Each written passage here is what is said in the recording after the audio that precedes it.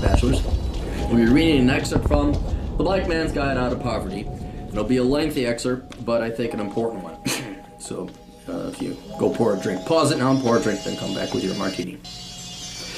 Previous to the Great Society, the basic unit of society was the family, and the nucleus of the family was the man. The man was the breadwinner, he was the head of the household, and he was the final arbiter of all major decisions. However, with all these rights came great responsibilities. He had to make sure his family didn't starve. He had to work extra hours if money was short. He had to fix the car. He had to repair the house, keeping it in good order, ensuring his family was safe from weather, thieves, and all other external threats. He had to discipline the children, train them, and instruct them. And if necessary, he was to die for them should any member of his family be threatened. In exchange for this, he was given not only the love, but the loyalty and support of his wife, as well as the right to raise his children as he saw fit. But now, for the first time in U.S. history, the government was supplanting his role. A woman no longer needed a man, not because she had a job or was pursuing a career, but because the government would cut her a check. And not only would the state cut her a check, but it would cut her more checks the more kids she had. Soon it wasn't the husband paying for health insurance, rent, food, education, and gas, but the state through its ever-increasing numbers of social programs, all designed to help those poor single mothers and their children. The ultimate consequence of these well-intended programs was that it destroyed the basic unit of society, the family, by removing the man and replacing him with a government check. Sadly, this removal of men from society resulted in the aforementioned unintended consequences, which have done nothing short of wreak unimaginable destruction and devastation upon U.S. families, especially those in the black community. The biggest casualties are arguably children. No longer required to stay together for the betterment of their children, women can now simply divorce their husbands on grounds as flimsy as, "I'm not happy." And it is not so much that divorce law changed, allowing women to divorce more easily, as much as it is the knowledge that the government will financially provide for her and her children, making the man doubly unnecessary. Even worse, the fact 70% of black children are born out of wedlock suggests black women do not even view men as a potential father, husband, or head of household type figure. They simply view him as a sperm donor, leaving said roles to the government. Regardless of being a single mom on purpose or through divorce, the children are not raised in a stable, reliable nuclear family. Another way children suffer is due to the lack of the father's presence in the household. Here a whole host of problems arise without the presence of a dad to raise his children. Since there is no ultimate authority capable of physically forcing discipline, behavior, and respect upon children, they grow up ill-reared, disrespectful, borderline feral, increasing chances of crime and lowering chances of a good career. Children are also reared in a skewed manner, as 100% of the rearing is done by the mother or other predominantly female elementary school teachers. This not only leaves them ill-prepared when it comes time to dealing with the male halves of society, but results in weak, pansified, whiny kids who are emotional, thin-skinned, and incapable of criticism or challenge. And then, parentheses, just look at today's modern hipsters of social justice warriors. Finally, children just simply suffer emotionally and psychologically without having their dad around, no matter what various authorities or experts say. Cutting men out of the family also affected the finances of not just the family unit, but the country. Previous to the replacement, men were at least a control valve when it came to women's spending. There was a family budget, there was limited income, and you could not just buy anything you wanted. The family had to live within their means, teaching everybody fiscal discipline. However, with this control valve gone and a metaphorical blank government check available, women are now allowed to spend money however they please. This has resulted not only in instances where single moms buy designer clothes but not food for their babies, but an enormous increase in taxation, which men disproportionately pay. Alas, men are still effectively footing the bill, but with no control or say on how said monies are spent. Akin to frivolous spending, government replacing men has also allowed women to become more promiscuous. Obviously, a real husband would adamantly refuse his wife to have sex with other men, but a government check is perfectly accepting of an open relationship. This allows women the option of having their cake and eating it too. Not only can they have children without the annoyance of being married and answering to a husband, but a government husband substitute will allow her to sleep with as many men as she wants. This does not so much mean women will nail every hot bad boy, thug that comes along, though they will, as much as it makes settling down and marrying a less attractive option, as well as makes divorce a more attractive one. Worse than promiscuity, however, is just how much government programs have spoiled women, making them completely unmarriageable. If you were raised with a father, you were likely held to his standards and expectations. Additionally, you were likely taught to consider others, respect others, and how to get along with others, especially men. And the reason your father taught you these things was not so that you would become altruistic, but so you could function in the real world. Purely selfish people cannot function in the real world. You need to consider others and adhere to a certain level of ethics, standards, and expectations. But a government check has no such standards. A government check has no such expectations. A government check is merely a non-sentient piece of paper incapable of rearing, disciplining, or imparting wisdom. So, anyway, just an excerpt from The Black Man's Guide Out of Poverty. Obviously, you don't have to be black male or in poverty to read it, but it is intended for that segment of my readership and demographic, as it were. That's what I'm saying. Like, you saying the black, you saying the black family though, but the women, the black woman, our race is under siege. We're under siege right now. I'm saying, and if we don't get up off the lap of white supremacy just because it's comfortable, then we ain't never gonna be free. All they did was make it comfortable for you to stay enslaved. I'm trying to give you, broadening your perspective of how she's thinking. I'm telling you what you said. You said that she has options, and they made it so that they make it comfortable for you to stay enslaved. Our people can never be free unless the black woman don't get up off the lap of white supremacy, man. Right. Okay. So because all they gonna be doing is making your jail cell provide for the black woman? So if somebody tell you, let me ask you this question. If somebody asks you, I'm gonna put you in jail and I'm gonna give you a plush couch and I'm gonna give you Wi-Fi and TV, is you gonna go to jail? Hold up. What is your answer? What do you want to provide? Hell no, you ain't gonna go to jail because it's still jail. At the end of the day, right? At the end of the day, you answer the question playing devil's advocate. I see you over there cringing. I'm sorry, man. But at the end of the day, I like turning him up. I like turning that little up. We'll come back.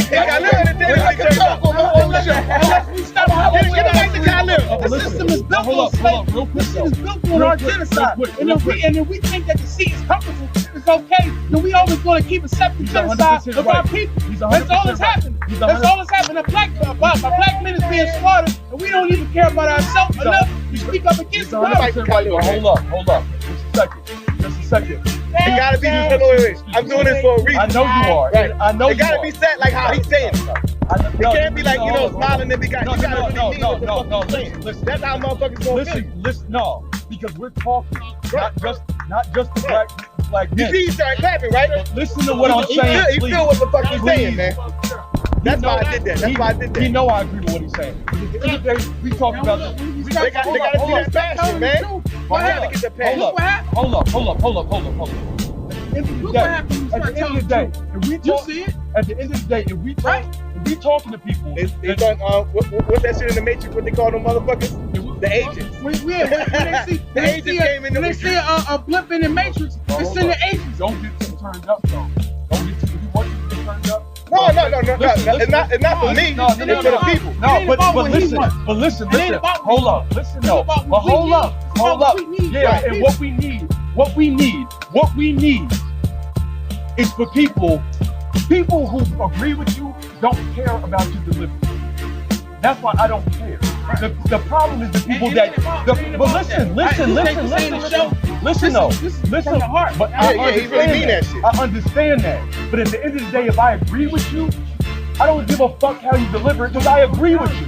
But the problem is, we don't need the people that need this message don't agree with you. So you can't turn them off with your delivery. The system is like, this is why I don't fuck with these niggas. This is why, because he gonna sit up here and tell me and talk down to me. I don't need you. This is the same system that you're talking to that was called a law on you, and you said this to her in her face. This is why I say it the way I say it. They convince you to hate our aggression. This is why I say it the way I say it. When we aggressive about being oppressed by this system, They tricked you to make it think that, oh, see, look, they aggressive. That's why you shouldn't fuck with them. That's why. No, we aggressive because we need you. James sister. Baldwin. We aggressive because our families is dying. We James- aggressive because our black families is under genocide, and there's nothing that we can do about it. We're shutting the black man up, and we can't speak up for ourselves. We can't speak up for ourselves. So when you see me aggressive, when you see me yelling, it's not because I hate you. It's because I love you and I need you.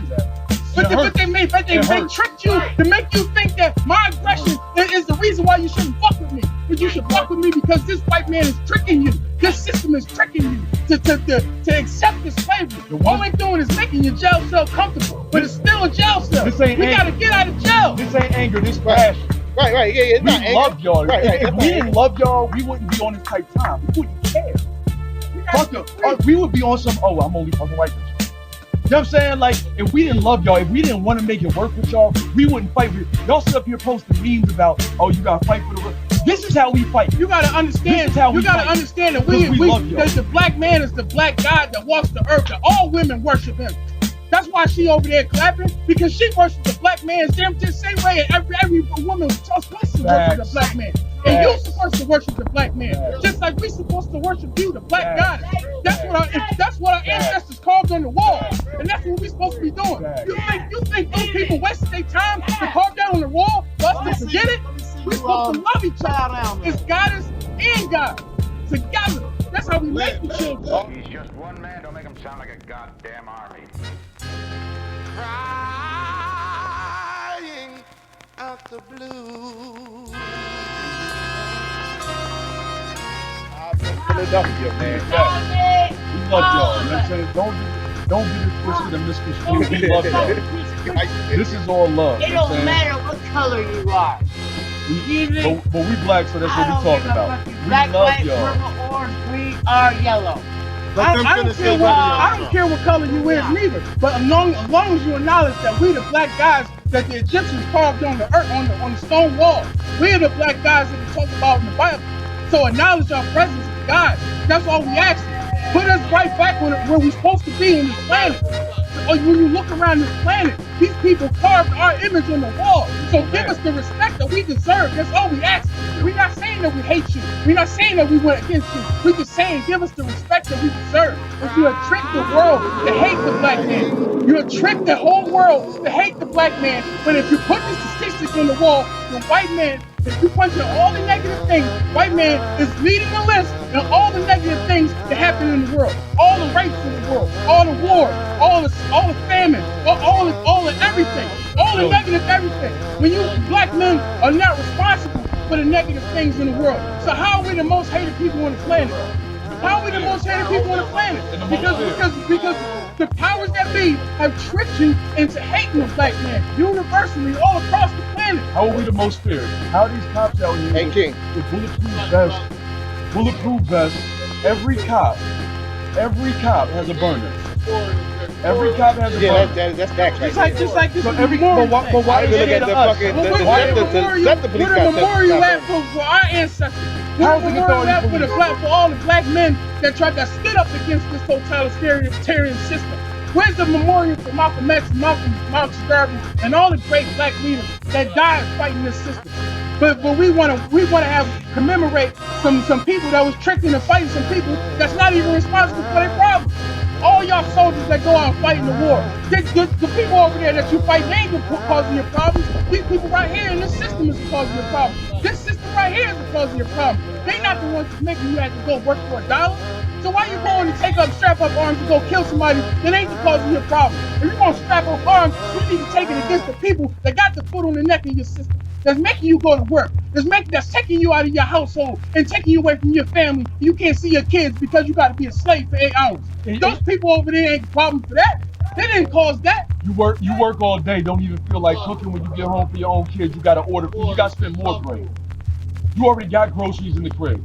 You got to spend more bread because you're too tired from working all day for that man. You know what I'm saying? This ain't about no hatred. At the end of the day, like, come on, yo. Up. Come on, exactly. We all got different levels of awareness that we at different points of time. But at the end of the day, there's base things that we all need to acknowledge before we can even level up from that. And we got to acknowledge what is causing this whole dynamic between black men and black women.